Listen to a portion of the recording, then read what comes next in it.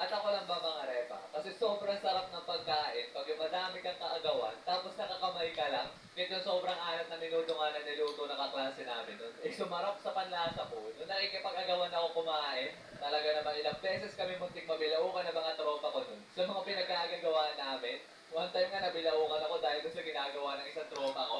Ang ginagawa Bihey. pa naman, isa kaliwang kamay niya, ay todo ako sa may buwan ng pagkain. Tapos sa kanang kamay naman niya, ay hawak-hawak isang lata ng ibang kurata at ginagawa nitong B. panulak. Nabilaukan tuloy ako kakatawa B. dahil sa pinagkagagawa ng tropa ko nun. Ay E. talaga naman muntik mamatay A. bumin. Hey.